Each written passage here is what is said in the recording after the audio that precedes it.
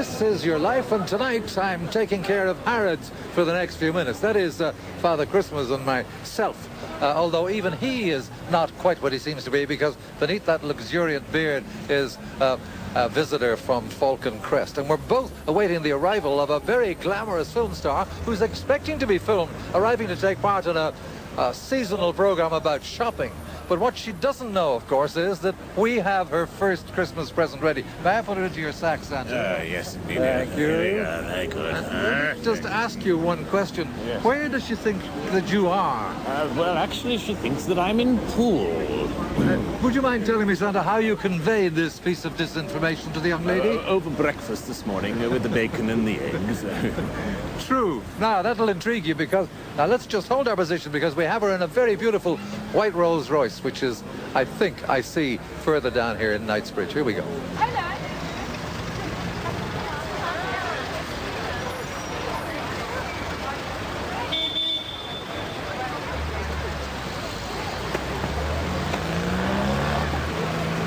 Good evening, madam. Care to see what Santa has in his basket for you? Special Christmas present, Santa Claus? Yes, so that we can say to film actress, stage actress Susan George, tonight this is your life. No. I don't believe it. I don't believe it. Oh, thank you, You can't do Santa. this to me. What do you think of Santa, eh? Hello. Hello, my dear. What's this? The cockatoo! You stinking rotten thing! I'll kill you! I'll kill you! Well done, Simon. Well done, Eamon. Very good.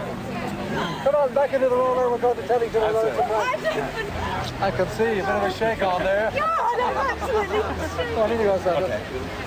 In your other capacity. In my other capacity. Lights in front there.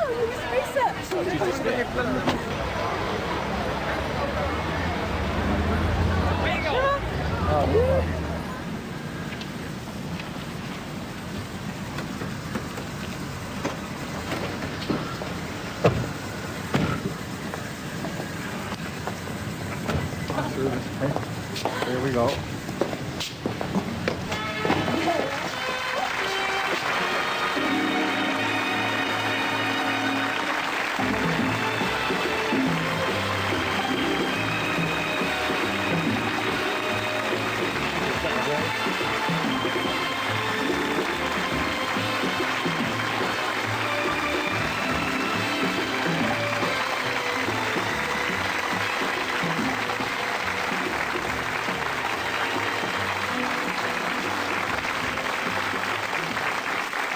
And of course, a big thank you to Simon McCorkindale for that Oscar-like performance as Santa Claus, a far cry from your Falcon Crest role as Greg Reardon. You almost blew it, though, didn't you, just as Susan was about to arrive? Well, literally, as the Rolls Royce was appearing, I suddenly realized I had this bracelet on my wrist that she was bound to recognize as I hoisted the book out of the bag. So I quickly took it off and then realized I had no pocket. So it's secreted in my underpants. All right, Susan, your career stretches back to when you were only a small child and now includes some 25 films like Straw Dogs, Dirty Mary, Crazy Larry and Spring and Port Wine, in a career that has won you many plaudits around the world. In Out of Season, for instance, you starred with a famous name who tonight, from across the Atlantic, salutes you, Cliff Robertson. I can tell you, Amon, that there are a few actresses who can do it all, and I think that Susan George, as young as she is, potentially can do it all. I think she can cover all the bases. I enjoyed working with her tremendously, and I felt then that this was a girl that could have played just about any role that one could imagine. She has a tremendous background. Starting as a youngster, naturally she's had a chance to develop the natural talent she has, and I congratulate her on her career, and I look forward to a very promising future for Susan George. Goodbye, Susan. Thank you, Cliff Robertson in New York. Now, Cliff, of course, was only one of your leading men, Susan, but we know that there's no one like the leading man alongside you tonight, your husband Simon, whom you recently married. And Simon, Susan was determined to have as romantic a wedding as possible, right? Oh, absolutely, Eamon.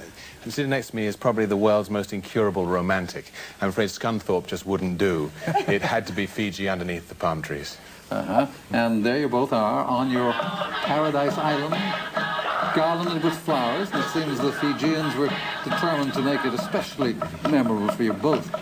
Now, Simon, when you went there, you hadn't even arranged for your best man, had you? No, I hadn't. And obviously we arrived, two strangers in this land trying to work out what on earth to do. We were advised that the concierge was the best man for the job. He arranged the whole thing. He even taught me a little Fiji, and his name was Taito. And of course you haven't seen him since, but if you look at that screen, it's Fijian secret wedding troubleshooter and family, Taito Raurasia. Hello, Susan. Hello, Simon. This is Taito, greeting you from Fiji. I'm here with my wife, Marianne, and the family, and some of your close Fijian friends who are with you during your wedding at the historical and Chifley village of Visese. Please come back and see us someday. Nisa Mode. Mode Su. Thank you, Taito. Susan George, this is your life, and there's someone who will never, ever forget your first appearance on stage. What a start. You were only 4, and you fell flat on your face. Yes, of course, your mum, Billy George. Your dad, Norman, and your sister, Pam.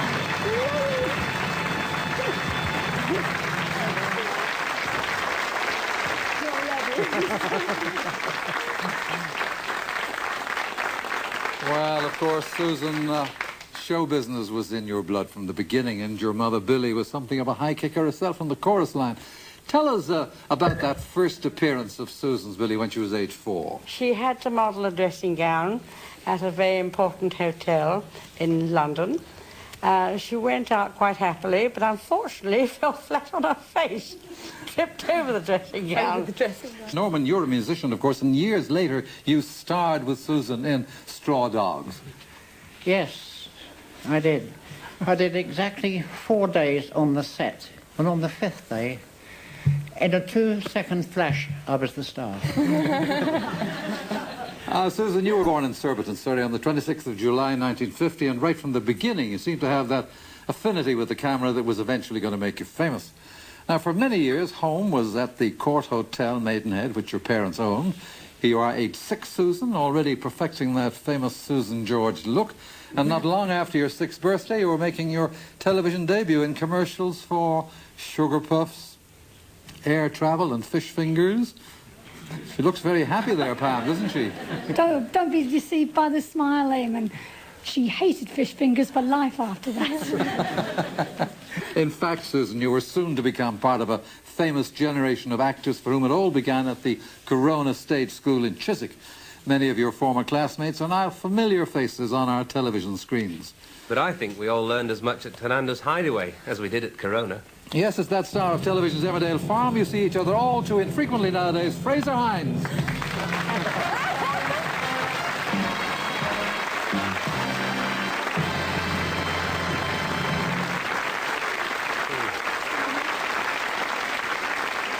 So, Fraser, what exactly was Hernando's Hideaway?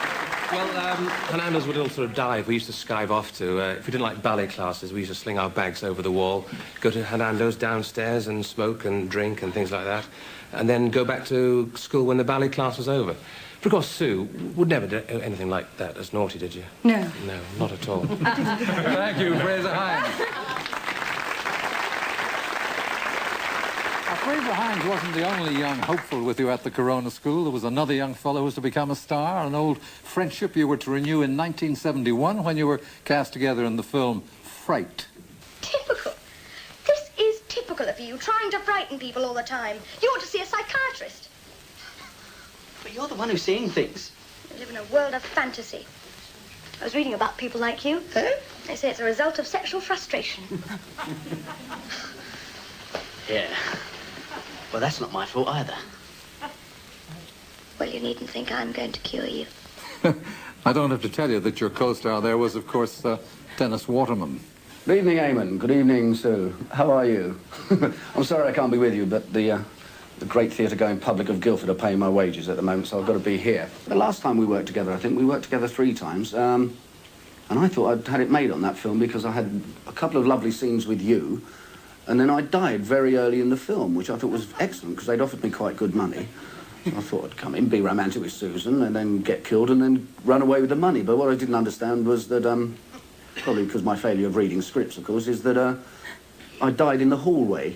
So every time the front door opened or the lounge door opened or somebody came out of the kitchen, there was this body which was me covered in blood. So I was there for weeks just being stepped over by some of the greatest names in British film. And what I find interesting is we are about the only 2 people that haven't been linked to each other romantically. And I have to say this with all sadness, all through the years that you've ever known me, you've found me totally irresistible, Susan. So have a lovely evening, and I'll be thinking of you. Thank you, Dennis Waterman in Guildford.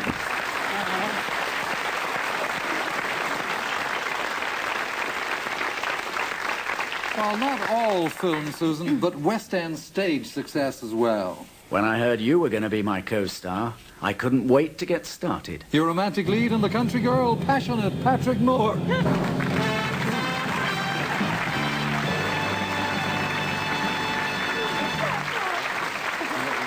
I'm thinking the same question, Susan. I know that you've been good friends for a long time, but as she says, what's all this? Well, actually, I had the great pleasure of working with Susan in A Country Girl at the Apollo for 4 months, and every night I had to give her a mad, passionate, violent kiss on the stage, and every night in return she gave me a mad, passionate, violent slap round the face, and tonight I wasn't taking any chances.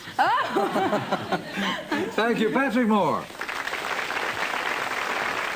Well, of course, Susan, impatient as you were for stardom, you had to finish school first, and you went to school at the Holy Trinity in Cookham in Berkshire. Now, that hurry to escape made those years seem longer. It didn't endear you to your teachers, but there was one teacher who understood that dreamy look on your face at the back of the class. Mr. Roberts. Hello, Susan. Do you remember your old school? And the time when you used to stand at my shoulder and weep and worry about whether 1 and 1 made 2, 3, 4, whatever. And then you'd go back to your old pal Cathy Groves at the back of the room and have another weep. I knew then that maths and all that kind of nonsense weren't for you.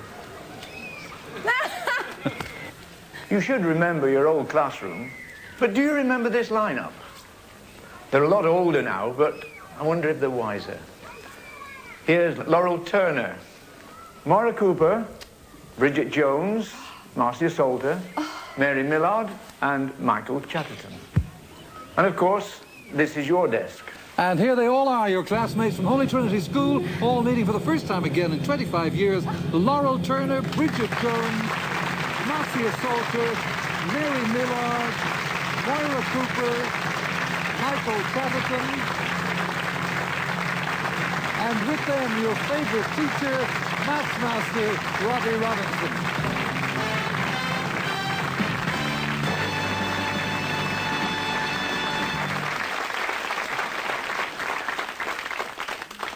Well, now, Susan, you thought, of course, that you'd left all school behind when you went to audition for the lead role in Twinkie, but you were wrong. Now, Billy, you know what we're talking about there. She went to the audition, came back, rushed upstairs and dressed herself up in, clothes to make her look old.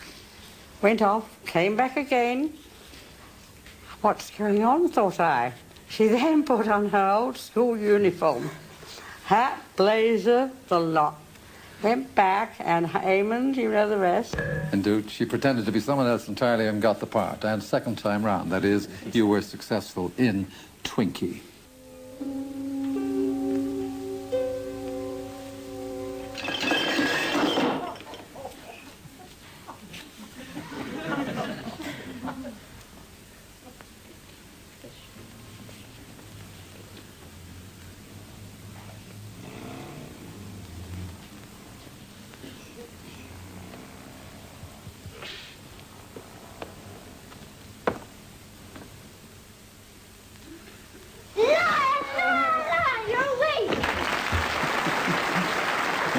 I'm afraid there.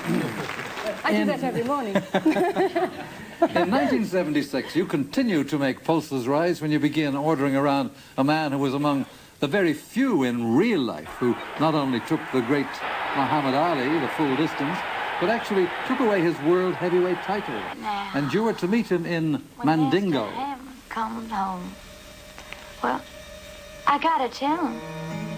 I gotta tell him what you done. What you think he gonna do? Whoop you? Sell you? Oh, no, maid. He's a-gonna kill you. He won't believe you, Miss Blanche. Starring there with you, of course, was former world heavyweight champion, the great Ken Norton.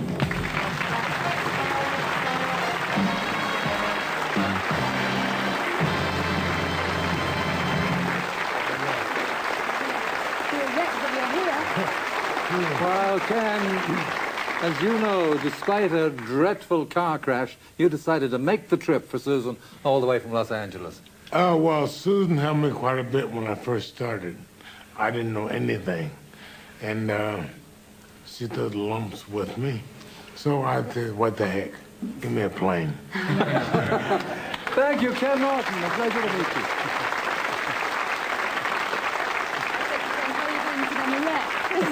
Susan, the champ here wasn't the only wild man you had to tame. In Venom, you took on another famous Hellraiser. He remains one of your closest friends, and he now sends you this modest message. Hello, Eamon. And hello, Susan. I've always been in love with you, my darling.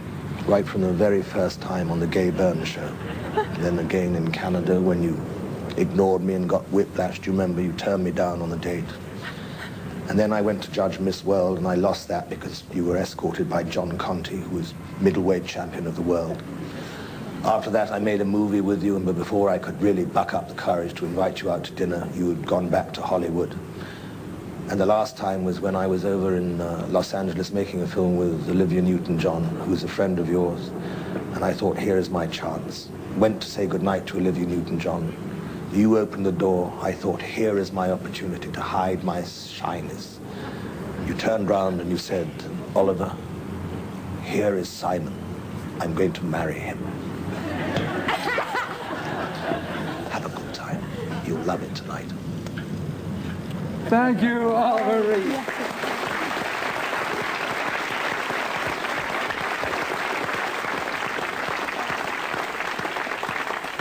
Well, away, Susan, from some of the wild men you've starred with, your idea of the perfect holiday is to retreat to your home and enjoy the company of two pals you're always so miserable to be away from.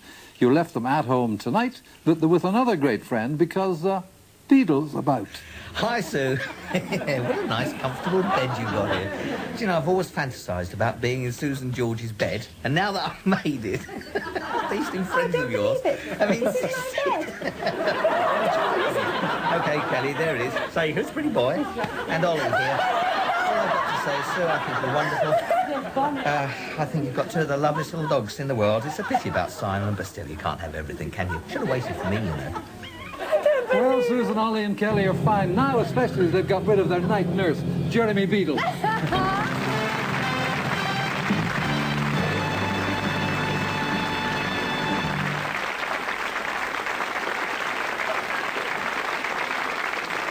And now to Hollywood, a place where more dreams are destroyed than are realized. That didn't deter you, of course, when after your first successes here in Britain, you set off to conquer it alone. Now there you renewed a friendship with another young hopeful. You supported and helped each other. You even set up flat together. Tonight she's in her home in Malibu with someone making her world television debut especially for you. It's Olivia Newton-John and baby Chloe Newton-John. Hi, Susie. Hi, Simon. Boy, I would have given anything to have seen your face when they did this to you. I would have died.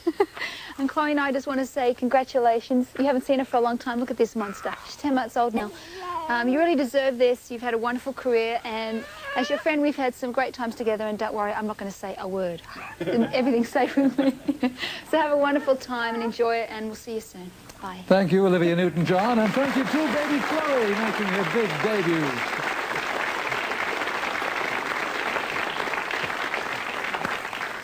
Well, back in 1962 in London's West End, hundreds of young hopefuls queued to audition for that landmark in the British musical, the first stage production of The Sound of Music. And among that crowd, an 11-and-a-half-year-old Susan George was determined to convince the director, Jerry Phillips, that he should pick her. On that particular day, there were more than 200 hopefuls queuing outside the theatre around the block, just waiting to be auditioned for the show. You were one of those hopefuls, Susan. I was probably more nervous than you at the time, having to make the right decision. But as soon as you walked on stage, I had no doubts. And here's another member of that cast, the same happy family, Sheila White. Hello, Sue. Do you remember all those wonderful times we had when we first joined the cast of The Sound of Music? We had fun, didn't we? Do you remember Mrs. Marsh, the chaperone? You were her favourite. I mean, you could get away with anything. Do you remember your favourite song, dear? Melanie! So long, farewell, I'll be the same tonight. I hate to go and leave this pretty sight. So long, farewell, I'll be the same adieu, adieu, adieu, to you, adieu, adieu. So long, farewell. And here they are together again for the first time in 24 years. Your first stage family, Susan, the Von Trapps of that first London stage production. Tonight it's So Long But Hello again for Jerry Phillips, Melanie Parr, Diane Grayson, Colin Page, Dave McAllister, Sue Passmore, and Sheila White.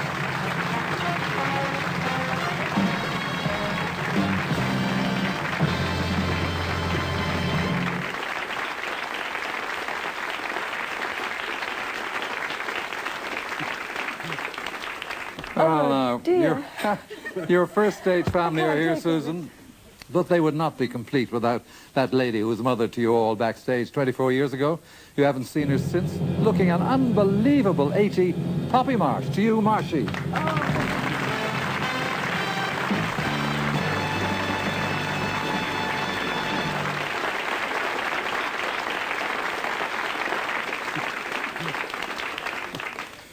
Well, we began, Susan, with the happiest day of your life, the day of that romantic wedding in the faraway South Seas.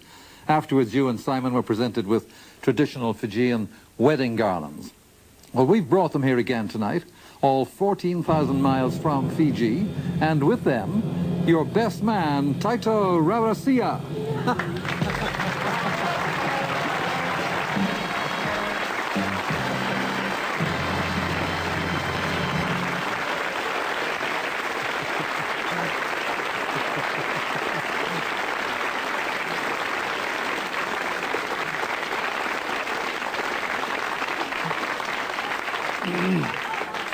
Finally, Susan, there was another woman who was central in your life from the time you were aged 1 until she died last year.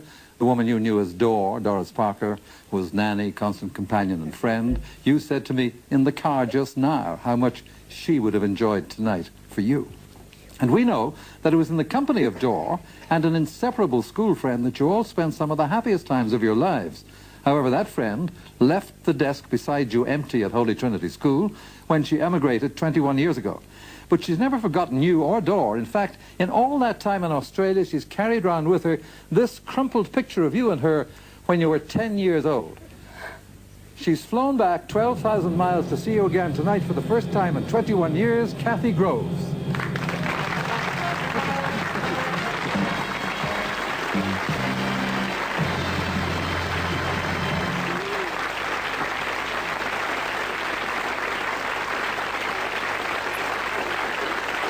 Susan George, star of the silver screen and stage, this is your life.